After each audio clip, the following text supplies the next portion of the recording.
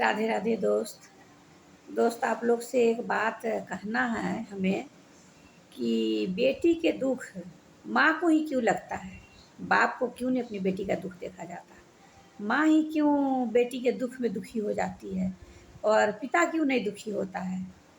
बहुत पिता को हम देखे हैं कि बेटी का दुख से पिता का कोई लेना देना नहीं होता है, लेकिन माँ हर वक्त हर पल तड़पती है अपनी बेटी के दुख देखकर। क्यों ऐसा क्यों हुआ दोस्त? मुझे आज तक यही नहीं समझ आया कि माँ को इतना दुख क्यों होता है जो बेटी तकलीफ में रहती है तो, और पिता को क्यों नहीं होता है, भाई को क्यों नहीं होता है, भौजाई को क्यों नहीं होता है, सिर्फ माँ को क्यों होता है। इसीलिए मैं आप लोग से यही कहना चाहती हूँ हाथ जोड़ के कि बेटा के लिए कुछ रखिए चाहे मत रखिए, लेकिन बेटी के लिए आप अच्छा वर जरूर खोजिए।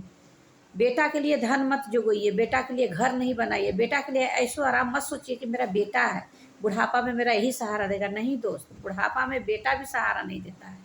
सारा धन आप बेटी को अच्छे घर में नहीं शादी किए और बेटा को दे दिए तो बेटा भी आपसे मुंह मोड़ लेता है, और बेटी रोएगी कूकेगी तो वो तो पड़ेगा ही सब पर, भाई पर भी, माँ पर भी, बाप पर भी, सब पर ही पड़ता है। ऐसा नहीं कि एक ही जिम्मेवार होते हैं।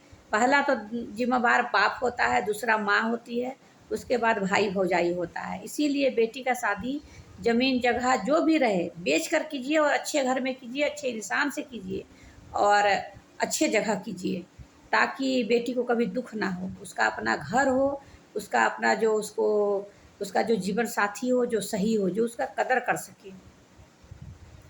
किसी खराब इंसान के हाथ में अगर बेटी को दे दीजिएगा तो बच्ची बहुत रोती है। बच्ची का रोया देखकर माँ का दिल बहुत फटता है, क्योंकि बच्ची का दर्द माँ ही समझ सकती है, बाप और भाई या भौजाई नहीं समझ सकता। इसीलिए मुझे यही कहना है आज वीडियो में कि बेटियों को अच्छा ससुराल मिलना चाहिए और बेटियों को अच्छा पति मिलना चाहिए। बेटा तो क्या, बेटा तो कमा के कर ही लेगा, अपना घर द्वार मकान बना लेगा, लेकिन बेटी थोड़ी कमाने जाएगी। बेटी का अच्छा घर जरूर खोज कर देना चाहिए और अच्छा इंसान के साथ उसका शादी करना चाहिए। बेटी को बोझ नहीं समझना चाहिए कि बेटी बोझ है, कर दूँ शादी जहाँ मन जहाँ जिसके हाथ धरा दूँ। नहीं, अगर बेटी रोएगी तो उसका आंसू का भरपाई आप लोग भर नहीं पाइएगा, भाई हो या बहन हो चाहे कोई हो। अब बहन बेटी का ख्याल रखिए, अच्छा से ख्याल रखिए और इज्जत मान सम्मान दीजिए अपने बहनों का, अपने बहन बेटी का, और अपने माँ का तो इज्जत अपना माँ का इज्जत बनाए रखिए, क्योंकि अगर आप उंगली दिखाइएगा ना अपने माँ के ऊपर तो आपकी बहू भी आपकी माँ के ऊपर उंगली दिखाएगी। इसीलिए सभी बेटा से मुझे यही प्रार्थना है, यही विनती है कि अपनी माँ का कदर खुद तुम लोग करो। बहू नहीं, वो तो किसी पराई घर से आई है, वो क्या कदर करेगी, क्या जानेगी। आप एक बात बोलिएगा बेटा तो 10 बात बोलेगी, आपके सामने नहीं बोलेगी लेकिन आपके पीठ के पीछे बोलेगी।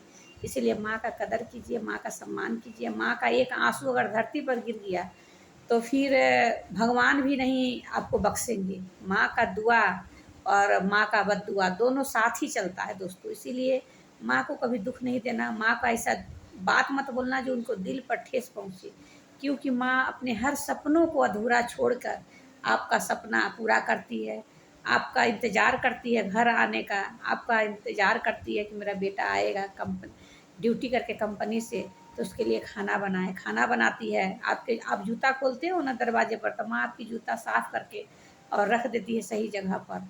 आप आके अपने कपड़े खोल के फेंकते हो, उस कपड़े को सही से उठा के सरफ से धोकर साफ कर कर और अपने बेटे के लिए रखती है। तो माँ की कितनी कुर्बानी है वो आप लोग क्या जानोगे।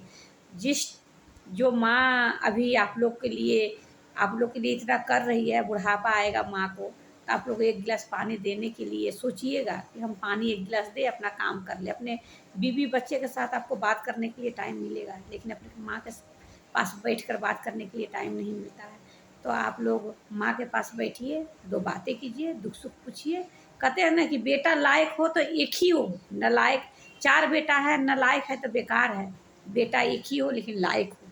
4 बेटा काम नहीं आता है, एक ही बेटा जो लायक होता है वही माँ का आत्मा, माँ का हृदय को ठंडक पहुँचाता है। अगर हमारी बातें अच्छी लगी तो हमारे वीडियो को लाइक कीजिएगा, कमेंट कीजिएगा, शेयर कीजिएगा। दोस्तों राधे राधे।